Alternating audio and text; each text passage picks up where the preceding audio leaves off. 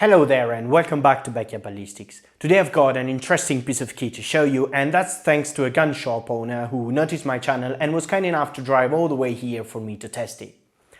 Here comes what is arguably the smallest Magnum revolver ever. I'm talking about the North American Arms Mini Master. Now, NAA also manufactures the smallest revolver that I know of, which is about as large as a cigarette lighter and is chambered for 22 long rifle, while the one I've got here is chambered in 22 Winchester Magnum rimfire, which makes this the smallest Magnum revolver, at least that I know of. Now, NAA also makes shorter barreled versions of this gun, but as I explained in another video, as you shorten the barrel under a certain threshold, the advantage of having a higher capacity cartridge gets thinner and thinner, giving very little performance advantage over a 22 LR of equal size. The reason why I find this most interesting is that it has a reasonable barrel length, while still remaining as small as possible. With a 4-inch barrel plus cylinder length, this revolver is able to gain some extra performance out of the 22 Magnum cartridge, getting muzzle velocities in line with full-size handguns, while keeping the bulk to a minimum. Let's give the gun a closer look now. The extreme size reduction clearly has a price. On a dodginess scale of 1 to 10, these things cost hands down a 9. There is no trigger guard, so there's no sort of protection against accidental trigger depression.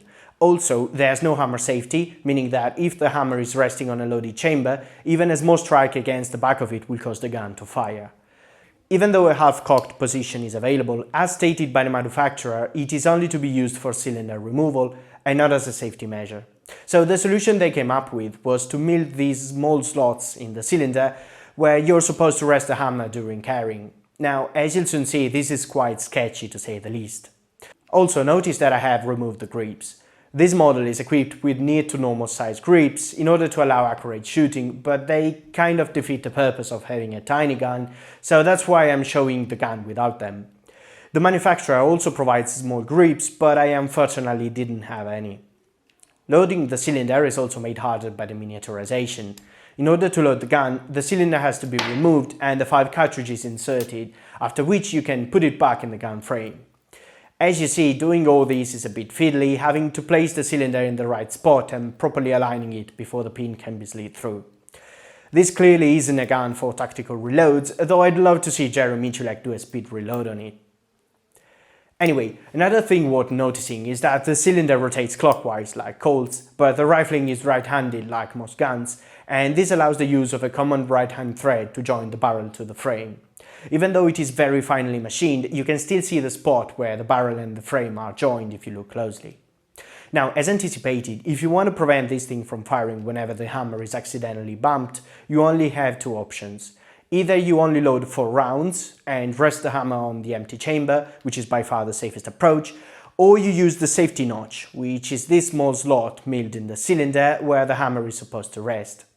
Now, once the hammer is in it, the gun is actually reasonably safe. The problem, however, is that whenever you want to place the hammer in that position, you run the risk of accidentally firing, since the procedure requires the trigger to be pulled and the hammer cocked about halfway, the only thing preventing it from hitting a loaded chamber being the thumb holding it. So yes, once properly engaged, the safety notch is actually safe, but getting it engaged is far from that. Anyway, let's load this thing up and do some testing. I want to do 3 tests basically. Measure the muzzle velocity, test the accuracy at 25 meters and shoot some ballistic gel.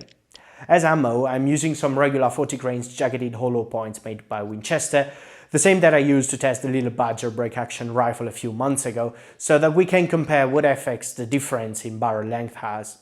First, let's see how it shoots. This model features a good set of sights and has a reasonable line of sight, so I thought I could manage 25 meters. I also put back on the large grips to make it more comfortable.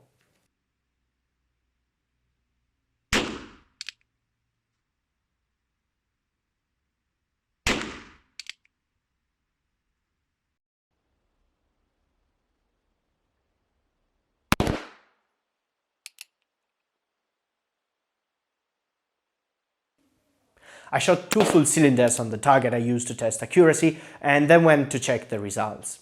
Now, keep in mind that I am no sharpshooter and I'm actually quite out of training, but I was still surprised that I managed to get this group with such a tiny gun at this distance. This means that a better shooter than me can attain groups as tight as most revolvers.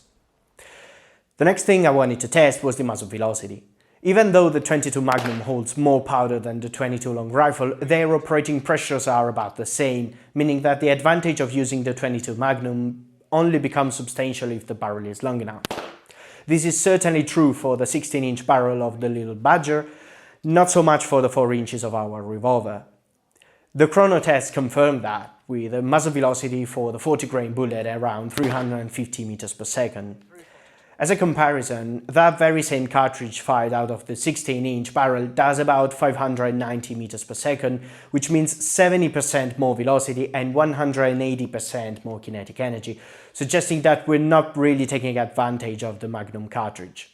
In fact, if this same gun was chambered in 22 long rifle, with that same bullet I would expect it to be in the 280 to 320 meters per second range, depending on the particular loading, so the Magnum load is certainly going faster, but not by much. It's clear at this point why it wouldn't make any sense at all having a 22 Magnum chambering in a shorter barrel, and there's one particular gun design I'm referring to.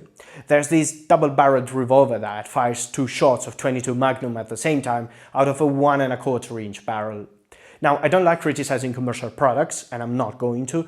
I just want to point out that with such a minuscule barrel, the velocities obtained are extremely low and would be practically identical if the gun was chambered for the 22LR.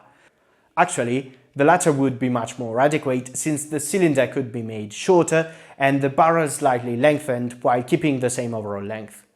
Which means that chambering the 22 WMR in such a gun not only doesn't improve performance over the smaller 22 long rifle, but actually indirectly decreases it. Now, since we're talking about performance, let's shoot some ballistic gel. I'm once again using my ghetto-style gelatin bottles, which allow reducing the mess to a minimum, and are large enough for testing bullets of this size and energy. The gel is not clear, because that's what we use at work. It's cheaper while having the same performance, but it's not good to see the damage, which is why we're gonna have to cut the gel block in half. From next time I get some clear gelatin, and thanks to my patrons, I could manage buying a high-speed camera in the not far future. For the first shot, I placed a wooden board behind the bottle to catch the bullet, since I knew that if the bullet would exceed the block, it would do so at very low velocity. At first glance, after the shot, I thought the bullet didn't even exit, so for the second test I didn't use the board, and as you'll soon see, this proved to be a little mistake. Immediately after the shot, I noticed the bottom of the bottle was damaged, suggesting that something did actually come out.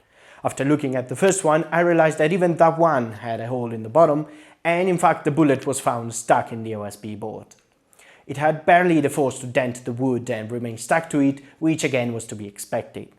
Unfortunately, we can already tell that the hollow point bullet didn't expand at all, so a poor terminal performance is to be expected. The first thing to notice on the gel block is the amount of unburnt powder on the front of it. The gun muzzle was about 1 foot from it, and this is a huge amount of unburnt powder.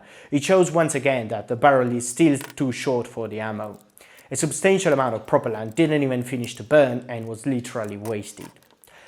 Let's get this thing open to see the bullet path. Now, whenever I do so, the rubbery gelatin reminds me of something that I've already seen, but I can never remember where.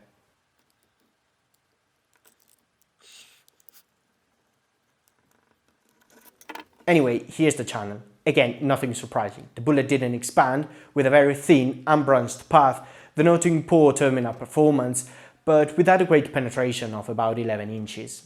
As a comparison, when I did this exact same test but with a 16-inch barrel, the bullet expanded as it's designed for and penetrated for a similar distance but with a much wider channel.